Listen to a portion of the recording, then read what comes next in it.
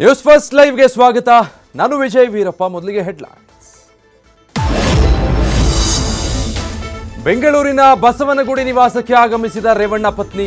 ಹೊಳೆ ನರಸೀಪುರದಿಂದ ಬಂದ ಭವಾನಿ ರೇವಣ್ಣ. ಪ್ರಜ್ವಲ್ ಪೆನ್ಡ್ರೈವ್ ಪ್ರಕರಣದಿಂದ ಟೆನ್ಷನ್ನಿಂದಲೇ ಮನೆ ಒಳಗೆ ಹೋದ ಭವಾನಿ.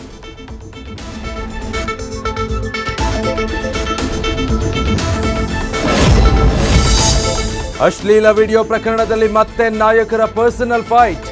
ಮಹಾನಾಯಕ ಡಿಕೆಶಿ ಕಡೆ ಬೊಟ್ಟು ಮಾಡಿರುವ ಎಚ್ಡಿಕೆ. ಎಸ್ಐಟಿ ತನಿಖೆಗೆ ವಹಿಸಿ ಅಂತರ ಕಾಯ್ದುಕೊಂಡ ಸಿಎಂ.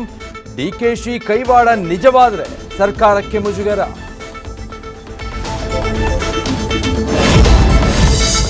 ಮತ್ತಷ್ಟು ಕಾವೇರಿದ ಬೆಳಗಾವಿ ಲೋಕರ್ ರಣಕಣ. ಜಿಲ್ಲೆಯಲ್ಲಿ ಬದಲಾವಣೆಯ ಗಾಳಿ ಬೀಸ್ತಾ ಇದೆ ಎಂದ ಮೃಣಾಲ್ ಹೆಬ್ಬಾಳ್ಕರ್. ಅರಭಾವಿ ವಿಧಾನಸಭಾ ಕ್ಷೇತ್ರದಲ್ಲಿ ಜಗದೀಶ್ ಶೆಟ್ಟರ್ ಅಬ್ಬರದ ಪ್ರಚಾರ.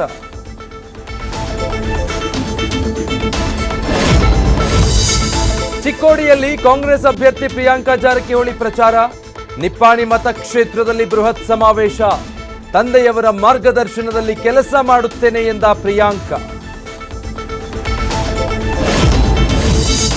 ಉತ್ತರ ಕನ್ನಡ ಕೈ ಅಭ್ಯರ್ಥಿ ಅಂಜಲಿ ನಿಂಬಾಳ್ಕರ್ ಭರ್ಜರಿ ಪ್ರಚಾರ.